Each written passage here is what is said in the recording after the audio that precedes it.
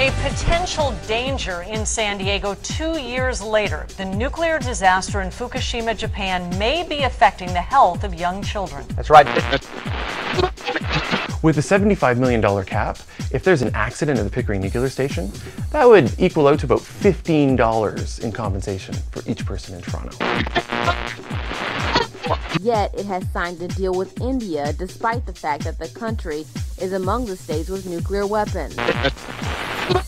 Welcome to the show. I'm Darren Howard. I'm Robert Nisbet. And I'm Monica Solmark. This is Radio Free Canada, where we bring you the inside story that lamestream media refuses to show.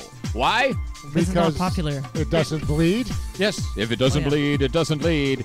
And solutions, unfortunately, do not bleed. That's why we're here. We're here as your intellectual accomplices as we take over the world with information. Let's check this out. A potential danger in San Diego 2 years later. The nuclear disaster in Fukushima, Japan may be affecting the health of young children. That's right. New numbers obtained by 10 News suggest that possibility. And 10 News reporter Michael Chen looks at which children may be vulnerable to the fallout. Another beautiful day along the bay. The air feels nice, but a new report says there may have been hidden dangers in our air soon after the nuclear meltdown in Japan. A destructive tsunami, nuclear meltdowns, and 2 years later, the potential fallout for San Diego. We should take this very seriously.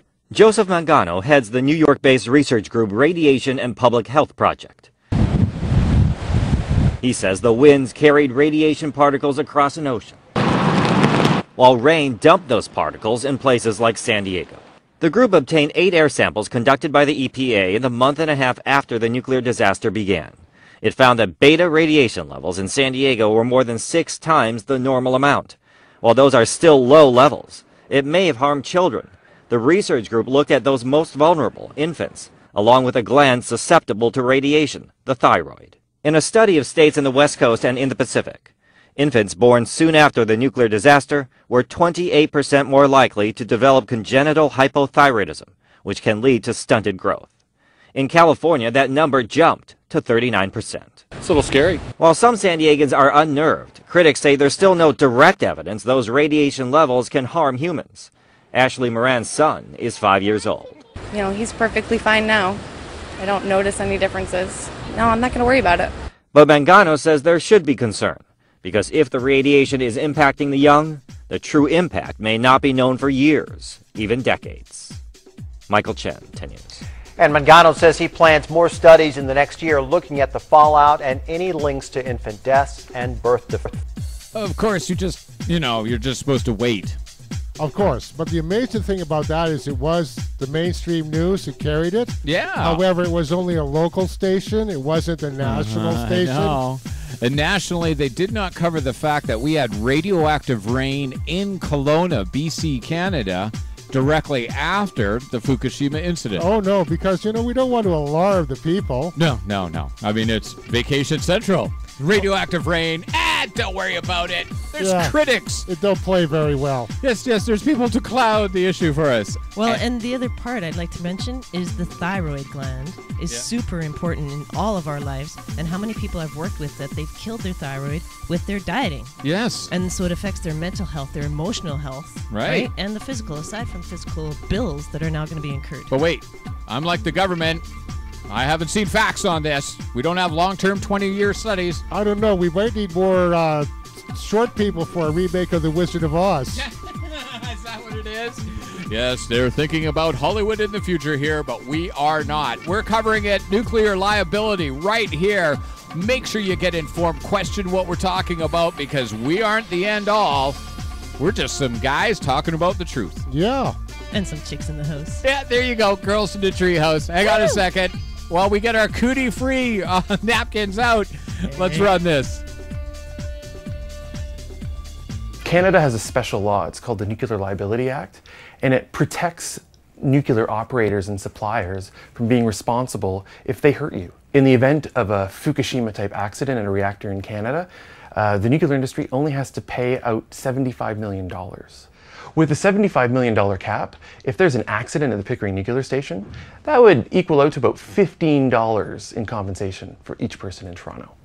What it means is that the public, Canadians, will end up paying for the risks the nuclear industry creates. That's completely absurd. Fukushima shows that nuclear liability protection was designed to protect the industry. It wasn't designed to protect people. I was in Japan a few years ago. Imagine being an evacuee or a refugee in your own country, and the people that created it, took your home away from you, can't be held accountable. That's wrong. Okay, so I had no idea. I've never heard of that. Well, we have to have that in place so we can sell our nuclear technology around the world. It's like the Monsanto Protection Act from Obama. It's exactly the same idea. Limiting the liability? When they blow up a city and they're supposed to limit the liability? Well, you know. Yeah, this court system really has credibility. Yeah. Yeah. So how come the corporations keep getting protected versus us, the, lower pick of the flower, right? You know what? It's called the revolving door. You've got that point right on the money, okay? The corporations are citizens. They're supposed to be people, individuals, but they get better rights than we do as a regular citizen, actual corporeal thing, okay? And the funny thing is, they don't pay taxes. Well, and if they do, it's a lot less rate than I'm paying right now. Yeah. I won't believe a corporation's a human until Texas executes one of them. But apparently they're all protected. Apparently all protected. Of course, our government's been taking full advantage of that Nuclear Liability Act by going to India and selling more nuclear technology. Is that what it is? Yeah. Did you want to run that? Yeah. Okay, I tell you what, let's jump ahead and we're going to run this because Canada and the nuclear industry, most people don't know that we ship weapons-grade plutonium down south out of our own plants. Oh. Oh, my goodness. Okay, so more truth coming up. Hang on.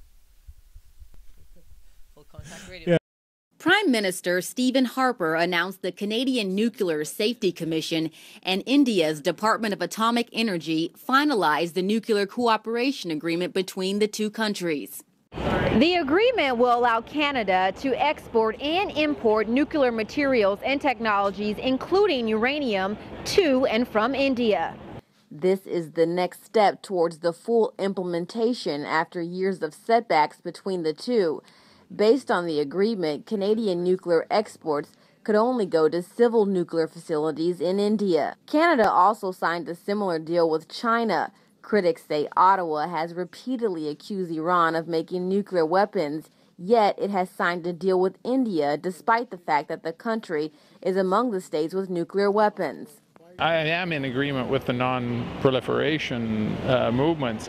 I don't think Canada has such a great record with respect to that. It's more driven by the finances and the economy than it is by questions of public safety. The problem is that they're going for cheaper, and India will provide that. Once you have the communications, we're connected with India, you're going to have that problem, is that people will start losing their jobs here, and then the high unemployment. India is currently the fourth largest consumer of energy in the world and has announced plans to build 12 new reactors by 2021.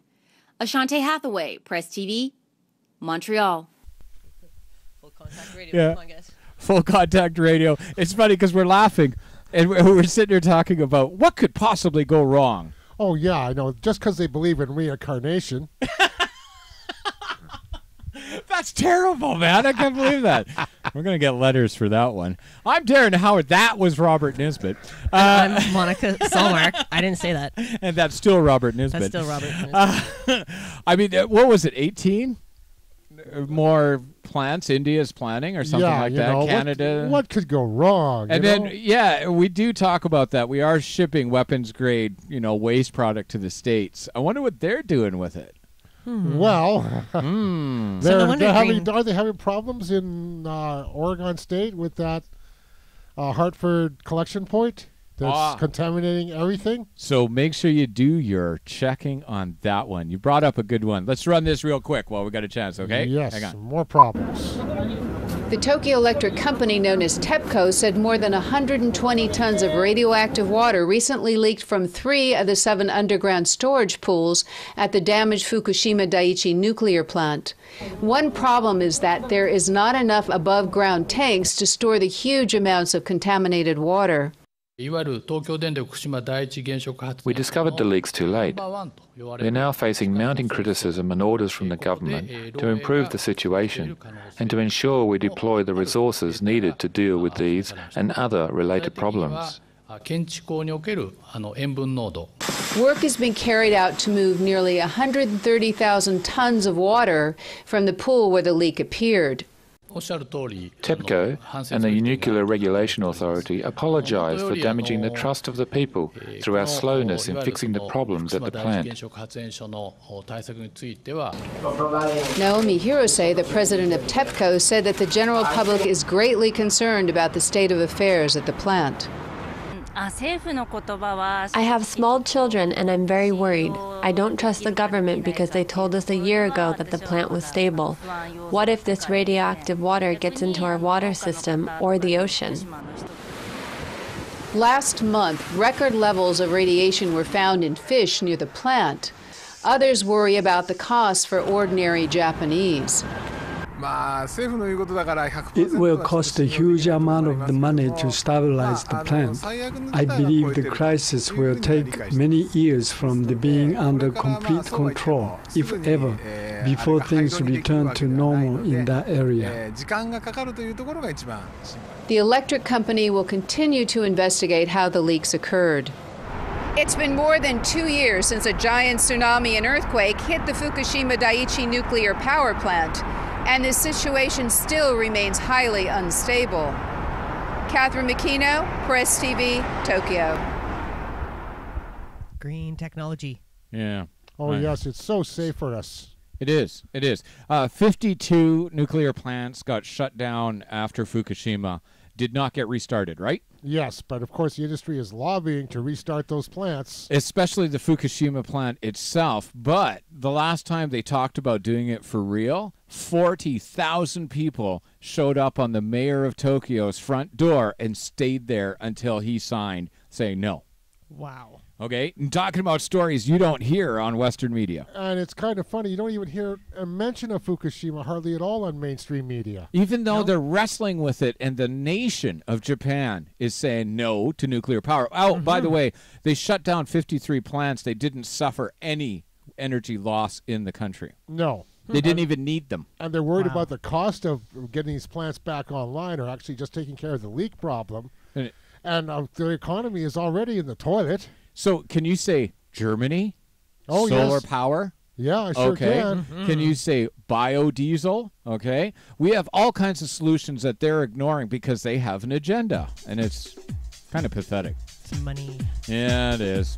We're getting you the news out, but make sure you check our facts. We aren't like major media. We do not say the words trust us or we're a news authority. We want you to check it out and use your own brain cells. That's right.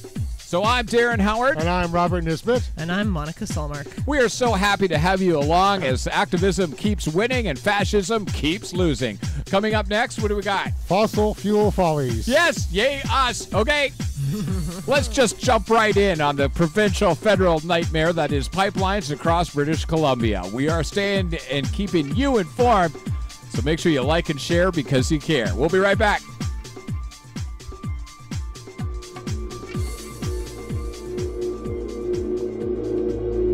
On January 7th, 2011, Buddy Tavares was assaulted by RCMP officer Jeff Mantler. Just recently, Jeff Mantler has pleaded guilty to the charge. But the crime that went on behind the scenes and in full plain view was amazing. This is an update to Police Brutality 2012. This is a story discussing what's being missed within society and the way solutions are ignored by mass media. I'm Darren Howard. Thanks for tuning in. She's 18 and less than 5 feet tall, lives with her mom on a BC island. Willow Kinlock is now ready to talk about what police did to her when she was just 15. This is how they treat innocent people.